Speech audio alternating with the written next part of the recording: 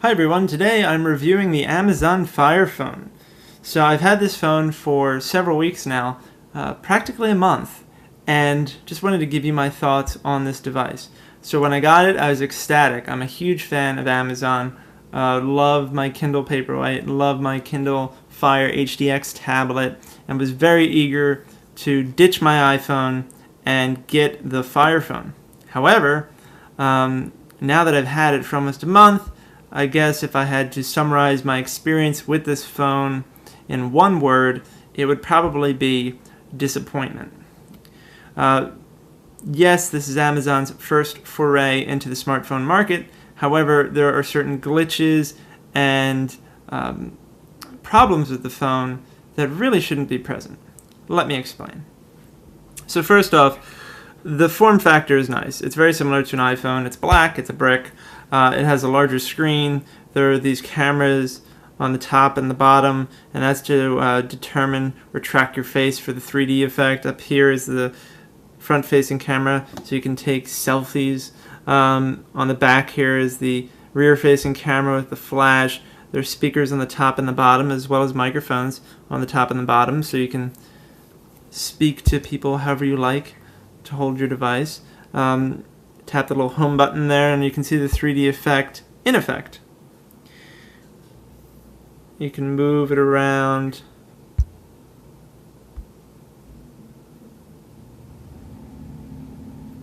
And it's pretty cool. And it's a pretty cool gimmick. And there are multiple screens that you can choose from. I just happen to like this one. This device has the carousel navigation feature of the Kindle tablets, the Kindle Fire tablets. So the way it works is certain apps, when you view them in carousel, it will give you extra information. For example, when you are over the email one, it will display your messages down here, and you can swipe to delete without actually opening the app itself. So it's a nice little feature, and when you move the screen, the icons are 3D as well.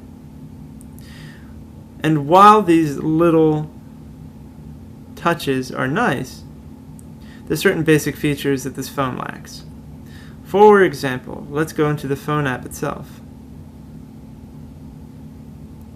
First off, it looks kind of crude. It's very minimalistic, but not in a good way.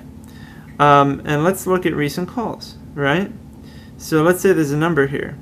Normally on an iPhone, if you press and hold it, you can say add to contacts or something like that. All you can do here is delete call, which is stupid. Let's say someone calls you and you want to save their phone number. You can't highlight it and save it. You need to literally write it down on a piece of paper, go to contacts, and start typing it in manually. You can't even copy and paste it. You can only delete call. What the heck is that? I mean, it's a big oversight. So these kinds of things that the phone lacks become frustrating over time, and that's just one of them. Another frustration of mine is texting. So if you want to send someone a smiley face, a frowny face, or some other emoticon, tough luck. This phone won't let you. If you want to send someone an email and bold a word, underline a word, italicize a word, tough luck. This phone won't let you. If you want to go to the App Store on the phone, which is a curated version of the Google Play Store, and download the YouTube app, the Google Maps app, just about any app made by Google, tough luck, you can't. If you want to download the Ticketmaster Live Nation app so you can have your concert tickets on you, whenever you need them, or take part in pre-sales, or download Nova, which is a great first-person shooter that is available in Amazon's App Store.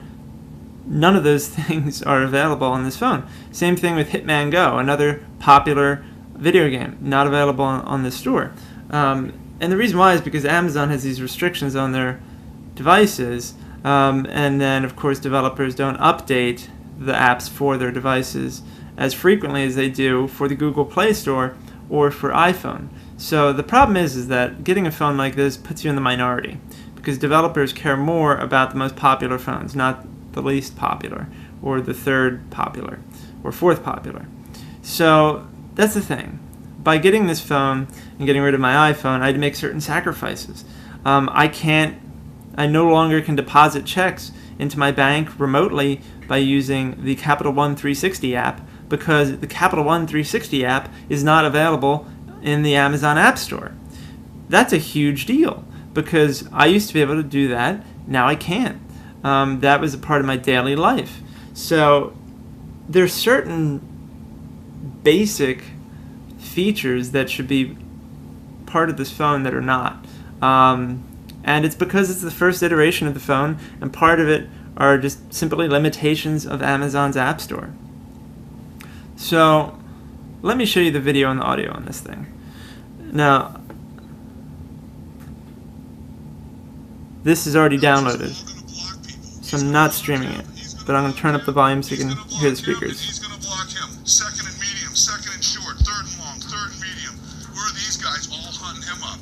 For the most part, it's a 2-by-1 game, but it's 4-on-4 football. 5 times 7 is what? 35, right? So that means 5 possessions. You did what you're supposed to. What about the other 5, 6, 7?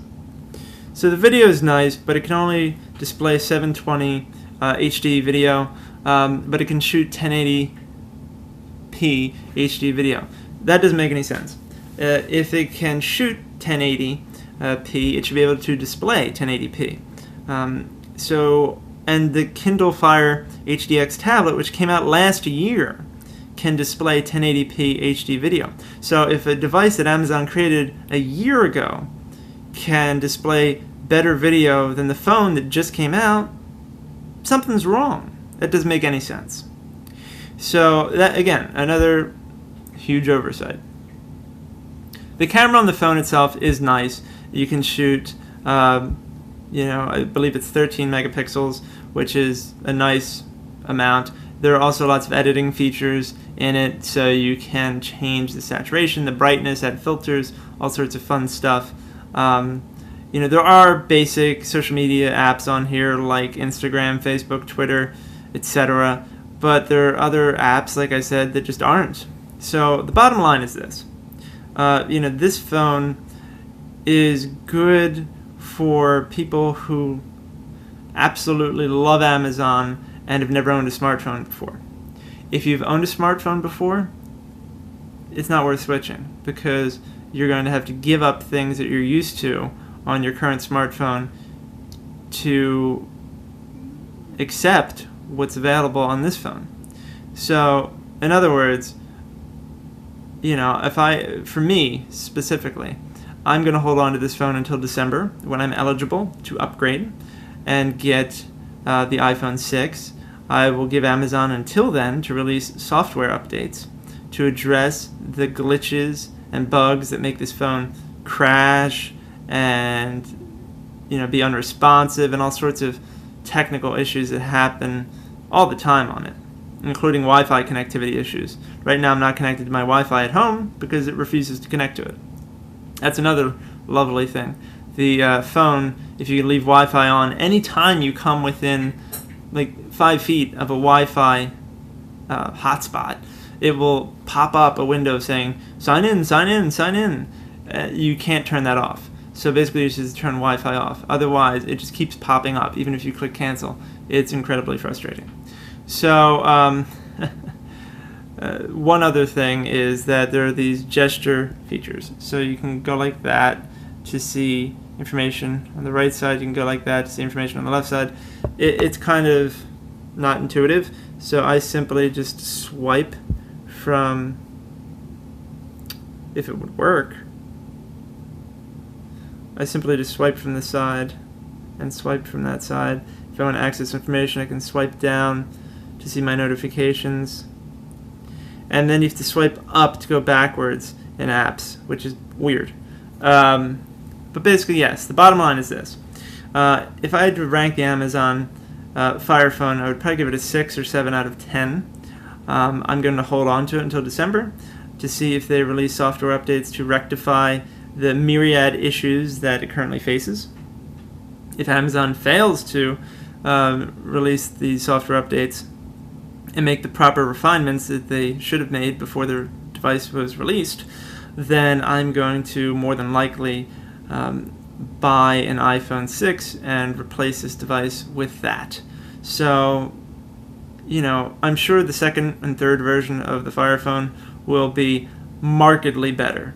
But as of right now, I can't recommend this phone to anyone other than someone who absolutely loves Amazon and has never owned a smartphone before. Everyone else, you're better off with an iPhone or some other Android phone that gives you complete access to the Google Play Store.